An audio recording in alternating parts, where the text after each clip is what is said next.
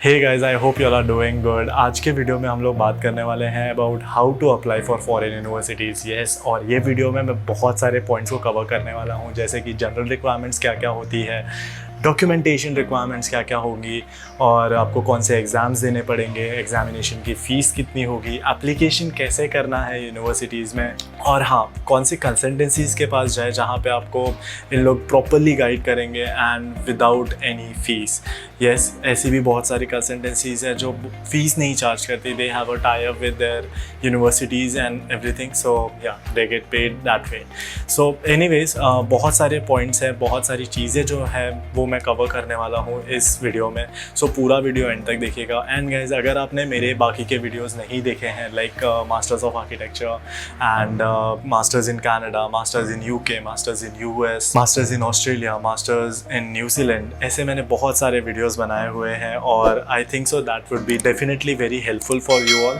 So go check it out, link ऊपर दी हुई है and that will actually clear you out कि आपको कौन से कंट्रीज से करना चाहिए, कौन से बेनिफिट्स हैं आपके लिए वो उस कंट्री में जाने के। सो काफ़ी सारी चीज़ें मैंने कवर की हुई है ऑलरेडी, एंड इस वीडियो में भी मैं काफ़ी सारी चीज़ें कवर करने वाला हूँ। सो पूरा वीडियो देखिएगा। And guys, without any delays, मेरा नाम है Saransh Singh and welcome to my channel RK vlogs. Let's get started with the video. So guys, point number 1 से स्टार्ट करते हैं, जो कि है आपकी बेसिक रिक्वायरमेंट्स क्या होती हैं to be eligible to get in to that university और बेसिक कॉलेज। सो पहली चीज़ ये है कि आपको एटलीस्ट 65% प्लस होना पड़ेगा या फिर ग्रेड ए आने चाहिए आपके। सो ये एक बेसिक रिक्वायरमेंट्स होती है of most of the universities. तो अगर आपके इतने परसेंटेज हैं तो definitely go ahead and try for the universities, or else you can try in India also.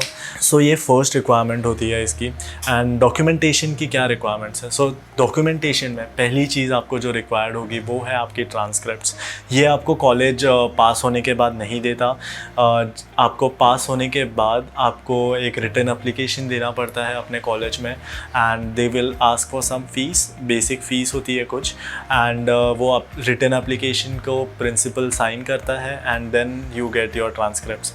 सो आपकी जो ट्रांसक्रिप्ट्स होती है वो अराउंड 3 to 5 पेजेस की होगी, 3 to 4 पेजेस की होगी, जिसके ऊपर आपके सारे ईयर के, मतलब 10 सेमेस्टर्स के आपके जो सारे जो मार्क्स होते हैं वो आपके एक ही सेट में आ जाते हैं। सो that is what transcripts is, and वो आपको लेनी पड़ती है कॉलेज में जाके। सो ये एक बहुत इंपॉर्टेंट पार्ट होता है। So go do that first thing, and then उसके बाद आपको सारा जो आपका यूनिवर्सिटी सर्टिफिकेट है एंड सारे 10 सेमेस्टर के मार्कशीट्स हैं वो सारे भी आपके साथ होने चाहिए, वो भी आपको भेजने पड़ेंगे, एंड आपकी डिग्री ऑल्सो।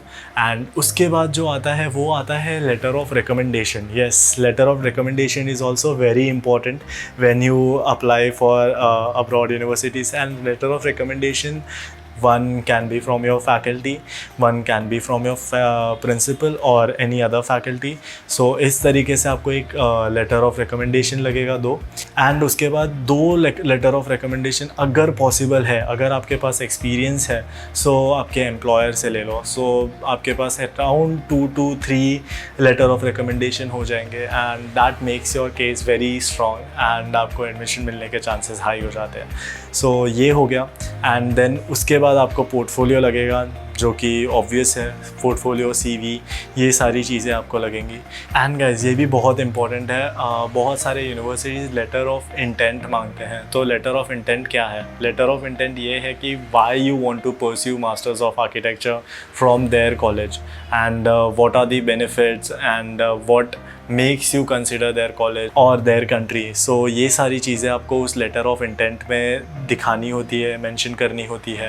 एंड अगर आपको चाहिए तो मैं कोई लिंक भी मेंशन कर दूंगा जहाँ पे आप लेटर ऑफ इंटेंट देख सकते हैं कि लेटर ऑफ इंटेंट का कंपोजिशन कैसा होता है।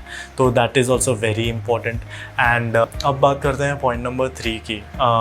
ये है आपका एग्ज़ामिनेशंस, आपको कौन से एग्ज़ाम्स देने पड़ते हैं। सो ऐसा कुछ नहीं होता कि आपको पर यूनिवर्सिटी के हिसाब से एग्ज़ाम देना पड़ेगा या फिर कोई नेशनल टेस्ट होगा या कुछ होगा, बट आपको एक बेसिक एग्ज़ाम देना पड़ता है जो कि है आईएलटीएस का, English language test, international English language test बोलते हैं इसे।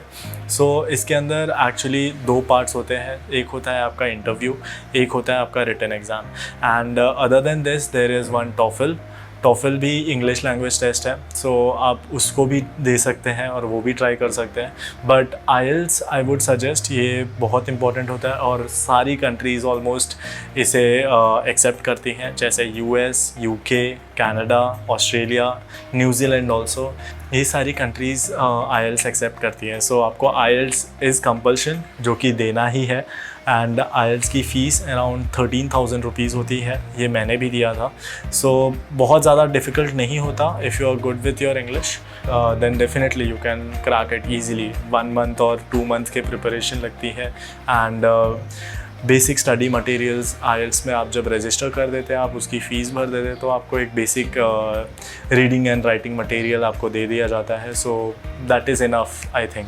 And guys, if you want to know more about IELTS और आपको आइल्स के बारे में और जानना है कि इसकी प्रिपरेशन कैसे करते हैं, इसकी फ़ीस कैसे भरते हैं, कौन सा आइल्स टेस्ट लेना है आपको, ये सारी चीज़ों के बारे में जानना है, तो mention in the comment section below कि एक ऐसा वीडियो बनाना चाहिए मुझे या नहीं बनाना चाहिए। सो mention it and I will try my level best to solve that problem of yours. So anyways, point number 4 की बात करते हैं कि अब अप्लाई कैसे करें आप यूनिवर्सिटीज़ में।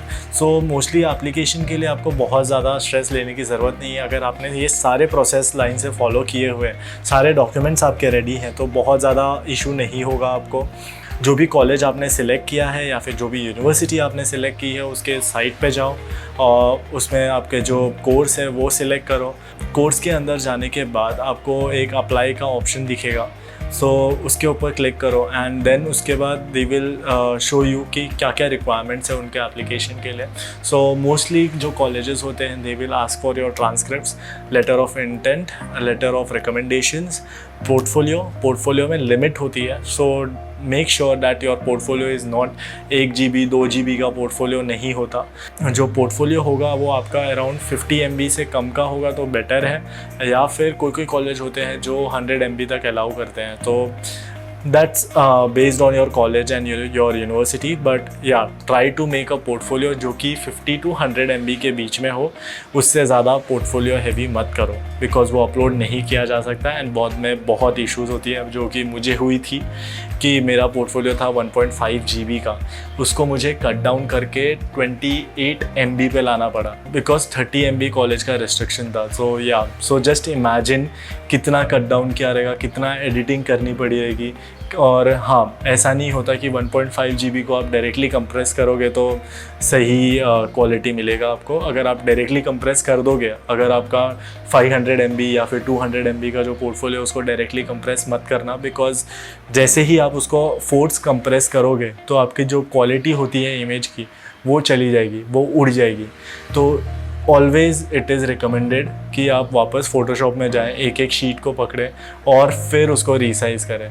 पूरे पोर्टफोलियो को कंप्रेस मत करो, पूरे PDF को एक साथ कंप्रेस मत करो, वो करोगे इशू आ जाएगा। So do this and yes, एक बार आपने ये सब कर दिया तो बहुत सारी यूनिवर्सिटीज़ ऐसी भी होती है जिसमें आपको एप्लीकेशन फ़ीस भी भरनी पड़ेगी। तो अगर फ़ीस भरनी पड़ेगी तो आपको फ़ीस भरना है उसकी, एंड सारे डॉक्यूमेंट्स अपलोड करने हैं and then apply. So yeah this process is the simplest one. बाकी सारी चीज़ों में टाइम लगने वाला है आपको। और एक और चीज़ है कि जो आप एप्लीकेशन करोगे तो ऐसा नहीं है कि 1-2 दिन में या फिर 1 हफ्ते में रिप्लाई आ जाएगा।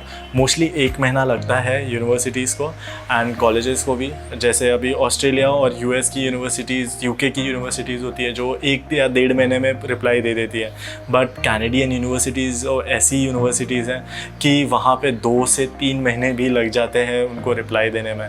So always plan accordingly. अगर आप प्लान कर रहे हैं कि अगर आपको इनटेक जैन में है तो ट्राई अप्लाइंग इन जून, जुलाई और समथिंग लाइक दैट। 3-4 महीने से 6 महीने तक का डिफरेंस रखो, बिकॉज इसके बाद एप्लीकेशन होने के बाद और आपका ऑफ़र लेटर मिलने के बाद आपको बहुत सारी चीज़ें करनी पड़ती है। See everyone is not ready with the money, so mostly लोगों को लोन के लिए अप्लाई करना पड़ता है, उसके लिए 2-3 महीने लग जाएंगे। उस वीज़ा के लिए अप्लाई करना पड़ता है, उसके लिए अलग से 2-3 महीने लगेंगे। सो इस तरीके से आपको मैनेज करना है कि दोनों साइमल्टेनियसली कैसे कर सकें आप। तो एटलीस्ट 3 to 4 मंथ्स और 6 मंथ्स का गैप रखें जब आप अप्लाई कर रहे हैं एंड जब आपका कोर्स शुरू हो रहा है। तो this is very important and ये सारे पॉइंट्स अगर आपने फॉलो किए प्रॉपरली तो it is a very easy process. And अगर आपको और गाइडेंस चाहिए या फिर आपको चाहिए कि कोई कंसल्टेंसी हो जो ये सारा प्रोसेस आपके लिए कर सके, तो I would suggest you can go to Edwise or you can go to IDP। Edwise थोड़ा चार्ज करती है and IDP doesn't charge anything. So आप सर्च कर सकते हैं ऑनलाइन, मैंने लिंक भी डिस्क्रिप्शन में मेंशन कर दूंगा। आप IDP करके सर्च करिए तो आपको मिल जाएगा and almost every major cities में उनके ब्रांचेस हैं। So go check it out. मैंने भी उनके थ्रू ही अप्लाई किया था। Great consultancy, so definitely you can go there and check it out. And guys, अगर आपको कोई भी डाउट है या फिर कोई भी क्वेरीज़ है या फिर आपको इसी वीडियो में कुछ ऐसी चीज़ लगी कि जो आपको और जाननी है इन डेप्थ, जैसे IELTS हो गया या फिर और पोर्टफोलियो कैसे बनाते हैं, ये सारी चीज़ों के बारे में अगर आपको डाउट्स है तो आप कमेंट सेक्शन में मेंशन कर सकते हैं and I will definitely try to solve your doubts. And guys, अगर आपने मेरे चैनल को अभी तक सब्सक्राइब नहीं किया है तो please consider subscribing to my channel. मैं इसी तरीके से हमारे आर्किटेक्चर रिलेटेड चीज़ों के बारे में या फिर आर्किटेक्चर रिलेटेड कोर्सेज़ के बारे में बहुत सारी चीज़ें बताते रहता हूँ। सो yeah, it wouldn't hurt to subscribe to my channel and support my channel and guys, इसी नोट पे मैं इस वीडियो को एंड करूँगा। I hope you all enjoyed this video. I hope this video was helpful for you and guys, have a good day. Bye bye.